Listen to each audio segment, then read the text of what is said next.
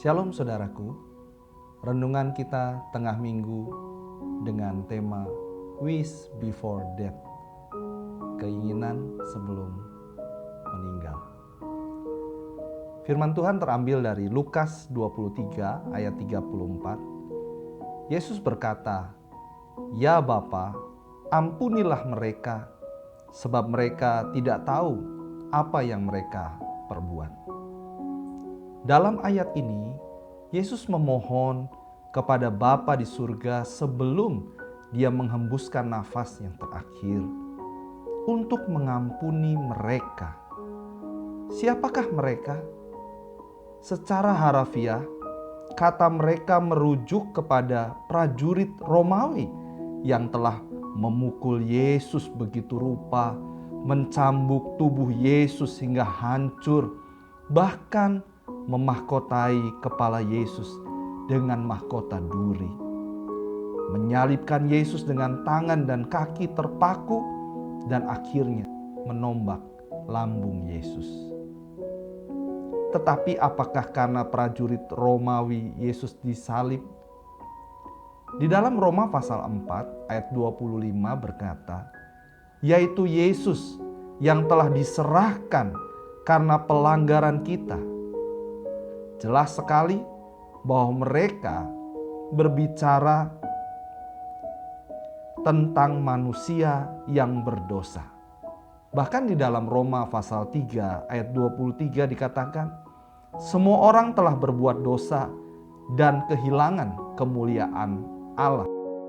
Berarti Yesus disalib karena semua orang telah berbuat dosa, dan karena semua orang inilah Yesus merasa sangat perlu untuk memohon kepada Bapa agar Bapa di surga mengampuni manusia. Begitu besar kasih Allah kepada manusia, sehingga Allah begitu serius, bahkan serius untuk menyelamatkan manusia.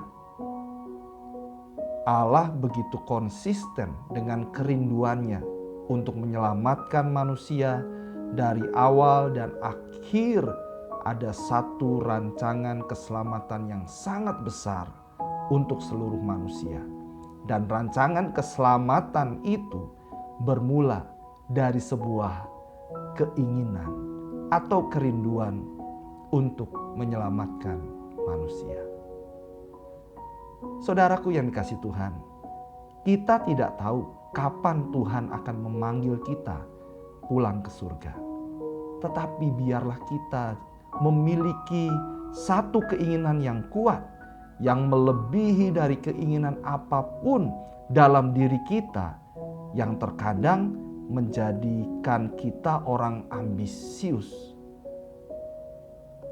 untuk mengejar dan mencapai keinginan tersebut.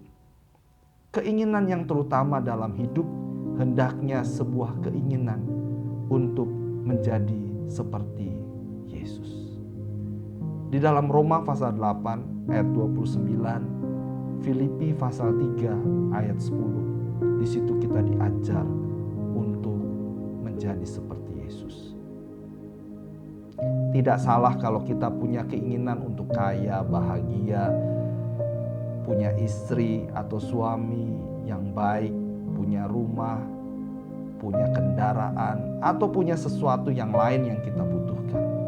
Tetapi milikilah keinginan yang tidak akan habis oleh waktu, yaitu keinginan untuk menjadi serupa dengan Kristus Yesus Tuhan kita.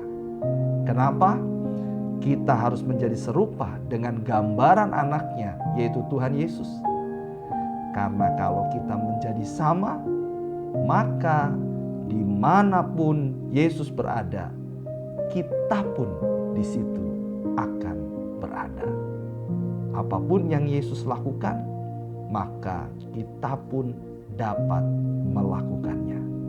Apapun yang Yesus miliki, maka kita pun akan memiliki, termasuk kerajaan surga yang akan menjadi bagian dalam hidup kita semua. Tuhan Yesus memberkati.